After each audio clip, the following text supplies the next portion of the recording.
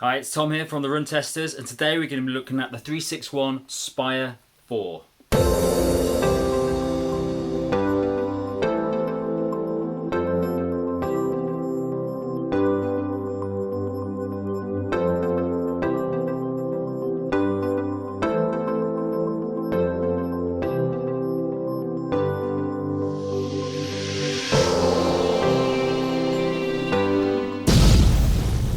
So first of all, who are 361 or 361 Degrees? Well, they're a running shoe brand that's launched in China in about 2003. They're one of the biggest brands in China, and over the past few years, they've been trying to break Europe, UK, and America. So we're going to take a look and see if they're actually worth looking at. The Spire 4 is 361's latest shoe. They say it brings ultimate comfort. It's meant to have increased level of breathability, more flexibility, and it's also meant to be quite responsive. First of all, the stats. The Spire 4 comes in at about 286 grams, so not a light shoe, not a particularly heavy shoe. There's a 9mm drop, and it's a neutral shoe. I should probably just say that I've never particularly been a fan of the design of 361 shoes. They're not a bad design. I just think that they just look like they're a little bit behind everyone else in the market.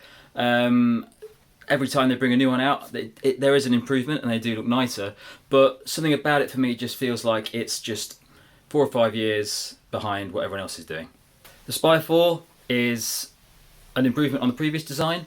It looks fine. It looks relatively lightweight. I'm not a big fan of the colorways options that there are at the moment, and for me, it doesn't particularly wow me in any way. It's just an alright looking shoe. A few of the design features in the shoe: there is a carbon fibre midfoot shank. There's a layered Eva midsole. They're putting a new kind of mesh breathable upper in it. There's a fairly stiff heel, and they've also got quite a bit of cushioning around the heel collar here for support. And a nice feature is actually that the tongue has this kind of, it's quite thin apart from a main central section that has a bit of padding in. So when you put your foot in, it's actually a really comfortable shoe, and there's a lot of stability in that heel and in that tongue area. On the outsole, there's quite a lot of extra rubber here, so it feels like it should be a relatively durable shoe, and there's a lot of protection for the midsole. So I've been running in them for probably about 40 miles now, and I've generally been doing around 10k in them. I've actually done a couple of 10k races in them as well. Overall, I'm just finding them to be a completely fine shoe. There's nothing about them that particularly annoys me, and also there's nothing much about them that particularly makes me think these are an amazing shoe. I run in them, I come home, and I think they were fine. There's no major plus points to it, and there's no major negatives. So overall, just a very, very alright shoe. There is a fair bit of cushioning in the Spire 4. It's not overwhelmingly cushioned. It's just enough cushioning. If you're running in a training run at slower speed, it's fine. It works really well.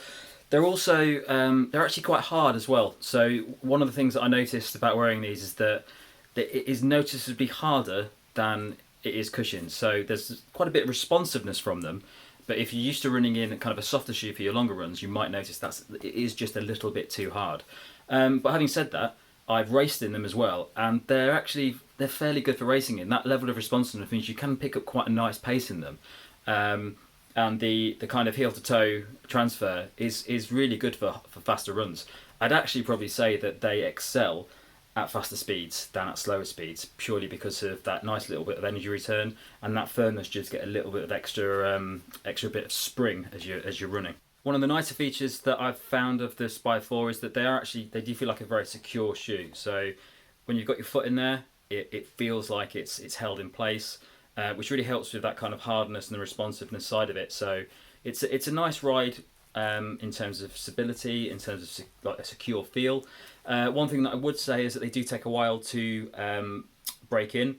So maybe 20k, maybe a bit more, but you really that midsole It takes a while to stop feeling stiff when you start running in it, and the same goes for the upper. Once you start wearing these, they do feel a little bit stiff at the top. And another thing as well is that they do feel, that secure feeling works for me. I've got quite average sized feet, they fit really nicely, they hold my feet in nicely, but for those with slightly wider feet, you're probably going to struggle. I believe they do actually come in a slightly wider version, which is a nice touch that 361 have put in there. So overall, really nice fit for the shoe overall. The hardest area of the shoe for me was the heel, and its slower pace, where you're hitting the heel a bit more. It can be a bit uncomfortable if you like cushioning in your shoes.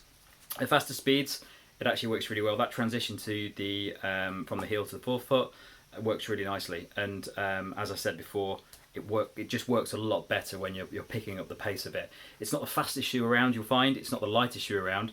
But if you're training at a high pace, it works pretty well. That breathable upper, and there's a bit of a ventilation design system that they put into the insole. Works really nicely. It feels breathable. It feels light when you're running in it in terms of the upper. So yeah, it's quite a comfortable shoe to run in terms of the upper, and yeah, it's probably a good all-round year shoe.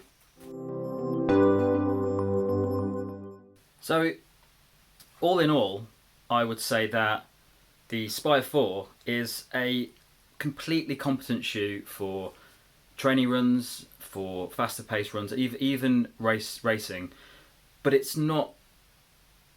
doesn't excel in any area, especially a jack of all trades, which is fine if you want one pair of shoes that you can do faster runs in, you can do longer training runs in. It's perfect. It is a bit hard, and that's going to make a difference for some people, but yeah, it's neither a shoe that's particularly amazing at anything, or it's not a shoe that's particularly bad at anything. It's just a really nice, okay, all-rounder shoe. So for me, I'd like to see 361 update the design of these shoes, make them a little bit more modern. They're just kind of in line with some of the nicer designs coming out at the moment from the shoe brands. It's a little bit hard for some people. It's not massively hard, but it's noticeable if you do want a more cushioned shoe. I probably wouldn't buy it as a race shoe. I don't think it's fast enough for a race shoe. And the same way as I probably wouldn't buy it for a training shoe either, because it just lacks that cushioning for me that just makes it more comfortable over the high mileage. Having said that, it's a completely competent shoe at any type of running, really. And if this is the one pair of shoes you've got, it's fine. You're going to be completely happy with it, and you'll probably do quite a lot of miles in it, because from the looks of it, it's going to be a fairly durable shoe. So yeah, it's just a great all-round shoe that doesn't excel in particularly any way, but will just work well for any kind of general runner. Alternatives, I'd probably go for the Saucony Liberty ISO 2 or the Asics Gel Kayano 26. They offer a little bit more cushioning, a little bit more softness, but you're still going to get a kind of responsive run. And to be honest, and I bring this up a lot, if you want a really nice all-rounder shoe, I would probably go for the Nike Peg Turbo 2s. It's not going to have the same level of stability, but it's a much faster shoe and a much nicer ride overall. Also, if you really want a nice, comfortable ride, which it doesn't have the stability of this shoe, but it is a great all-round shoe that will have you covering great mileage and training runs, and it's actually a really nice shoe on race day, is the Hoka Rincon, which actually comes in significantly cheaper. Price-wise, this is going to set you back about £135. So it's not the most expensive shoe on the market, but there's probably other shoes that are around the same price range that might actually offer you a bit more from what you want to get out of a shoe. Thanks for watching. Don't forget to like and subscribe for all the latest, not just running shoes, but the latest kit, tech and races. Catch you later.